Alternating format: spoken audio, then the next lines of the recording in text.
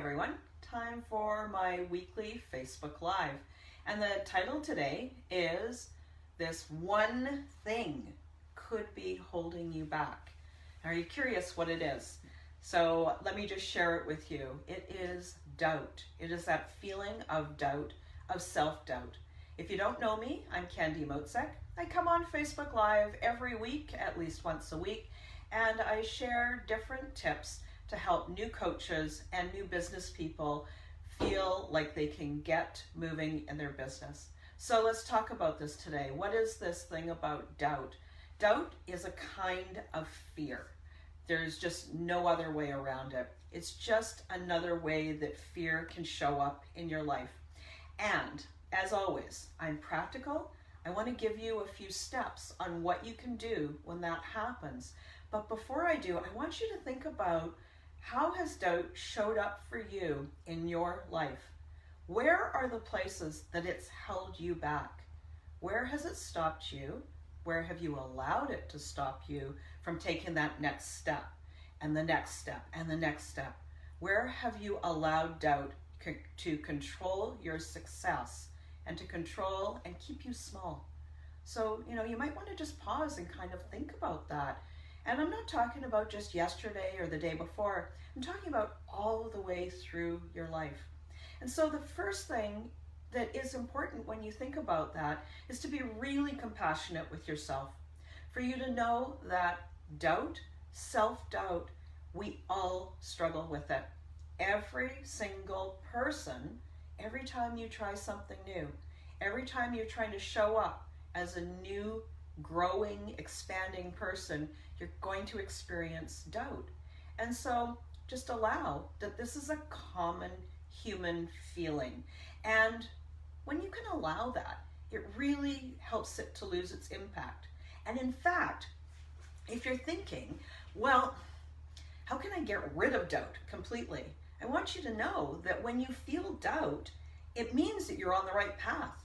It means that you're starting to do those things, right? Starting to grow. It means that you're getting closer to success. So instead of using it as a way to hold yourself back and kind of like pull back and get small again, use it as a sign that you're on the right path. So I can see that a few people are joining, and I'm so pleased that you're joining and watching live. If you're watching the replay, so happy to see you too. Send me a little note. Tell me where you're watching this from. And if you like what I'm hearing, give me a thumbs up or a little heart. But know that I can't read the comments. I'm doing this on my phone. I'm trying to do these Facebook Lives so they're a little bit better quality of video. And so I'm going to come back afterwards and I will make comments and reply to any questions that you guys have. So I just wanted to be super clear with you that that's what's going on. Okay, so let's talk a little bit more about this doubt. What if doubt was a sign that you're on the right track, right? Like, could that completely change how you think about self-doubt? So if you are a coach, if you are a new business person, especially an online business person, I talk to a lot of people in that area, think about some of the common places that doubt shows up for you. Is it when you're starting to write a blog post? And even worse, when you're trying to press the publish button on that blog post and you wonder if it's good enough? Is it when you're going to press record on a video? Is it when you're going to press live on a Facebook Live like I'm here with you right now? Is that the place where you start to kind of feel a little bit nervous? Is it when you have to make a call? Is there a phone call that you know you want to make and you're starting to feel a little self-doubt around that? Is it writing an email? So those are some really, really common places where we all feel doubt and we all experience doubt. So what do you do? What do you do when that starts to happen? Let's talk about the, I call it sort of the arc of a project, the arc of expansion. And so every time you think about doing something new, most of the time you're excited and you're inspired at the beginning of that thought, right? Like you think, I've got a message that I really think will be helpful. It's going to be really cool. And you start to get excited and you feel inspired and you feel expanded and you're starting to feel really happy about it. And then you get started. And then and remember, this is totally normal and totally natural, you're going to start to go, maybe this is more difficult than I thought, or I don't know if I'm the right person to have this message. I don't know enough yet to share this message. Or you might say, it's not quite good enough. And doubt often shows up in this sneaky way of being really logical. Well, if I just rework the wording on that blog post, if I just correct my grammar just a little bit more, I think my graphics for that blog post are just not quite right. So they show up as a logical way of, I want it to be even better, and sometimes it even pushes you into that way of trying to be a perfectionist with it. So that's one way that it kind of likes to sneak in. Another way is when you say that it's reality. That in reality, most people don't write blog posts every week. I know that I could, I know that I was inspired, but in reality, it's a lot of work. And that's another way that your doubt might slip in, by using this logical and sort of justifying it to yourself. But guess what? If you got a message to share, and you want to be a coach, you want to be an awesome entrepreneur, you want to make a difference in this world, sometimes reality is not where it's at. Sometimes you got to stick with that dream and keep going, because somebody needs to hear your message. You've got that inspiration for a reason. You've got that inspiration because you're the person that's meant to express that message. So I really want to encourage you to not shy away and not second guess yourself. I really want to encourage you to move forward and to share that message. So I may be interrupted in a moment, but not to worry. I'll hop back on if that happens. So let's talk about this. What do? Doubt is normal. You know that it's going to show up possibly as a logical way of really wanting to look professional, really wanting to do a great job. So that's a little bit about how it shows up. So what happens when you notice doubt? So I've got 6 steps. They're super easy. They don't take really long, and they're practical. You can do them quick, you can get it done, and then you can get ready to move on. So the first step, when you are doing something that you know is that next thing for you, maybe it's that sending that email, and you start to get that self-doubt, first thing you do is you breathe. So number 1, you breathe. You take a minute, you just breathe.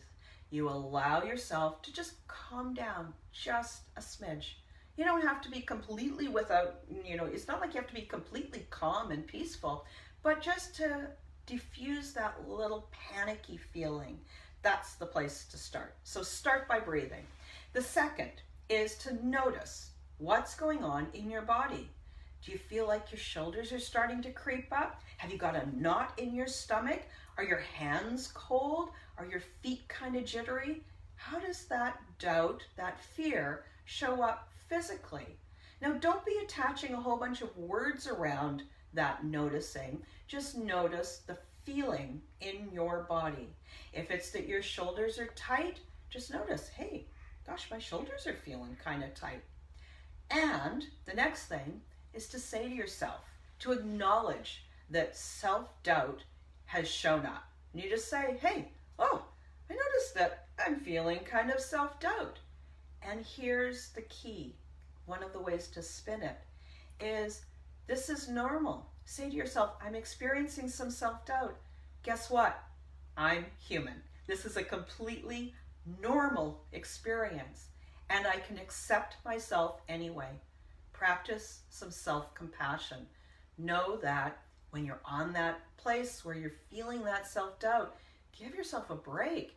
Don't allow yourself to stop, but be kind to yourself and just notice. Then say, gosh, I'm feeling a lot of self-doubt here, and that's okay. And I am okay exactly the way I am, and I'm not going to let it stop me. So that is number 3. Number 4 is to continue feeling those physical feelings. Our emotions are like waves in the ocean. Our emotions will rise and crest and break and dissipate. So if instead of getting busy and distracting yourself and going to have a snack or go and do some laundry or do something, scroll through Instagram, instead of doing one of these distracting things, stay with that feeling in your body. Continue to breathe. Notice the feeling in your body. And within a couple of minutes, that feeling will shift.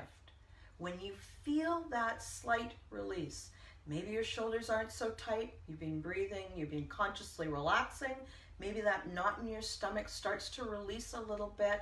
Now, here's the place. Ask yourself this question, and I'm going to read it because it was really important when it came to me. What if I was willing, and the key is was willing, to release this self-doubt? What would I do? So let me repeat that. What if I was willing to release this self-doubt? What would I do? And then allow that sparkle of inspiration to start coming back. Allow that bit of excitement to kind of well up in you again. What if I was willing to release the self-doubt? Not berate yourself and say, oh, I can't believe that you're feeling nervous, not justifying it, not buying into it, but just allow it. Look at the possibility of what would be possible if you allowed that to release. So there's the next thing. And the sixth step, when this allowing, when you're asking yourself what might happen and you allow yourself to get re-inspired, now here's what you get to do. Instead of looking at yourself and looking at how you're feeling, remember that emotion has risen and is starting to crest and is starting to break and starting to shift. Instead of thinking about you, think about them. Think about the people that you are wanting to help. Who is that blog post? Who is it written for? Who is that Facebook Live? Who are you talking to? Who are those people that need your message? And they need your help. They're waiting. We all have things that we need help with. We're always looking for help. We're looking for solutions to our challenges. And if you wait until you are perfect before you share your message, you are doing your people a disservice. They are waiting for your help. So when you can just focus on them instead of on you, focus on how it could help, what your message is, what that phone call might mean. Maybe you're picking up the phone just to say hey to somebody. Hey, I hear you're having a tough time. Or you send them a little email. I was thinking about you. And just let me know if you want to get together sometime. Just instead of thinking about you, think about them. Get into that feeling of service and allow yourself to do it anyway. Sometimes you're going to screw up. Sometimes you're not going to do a good job.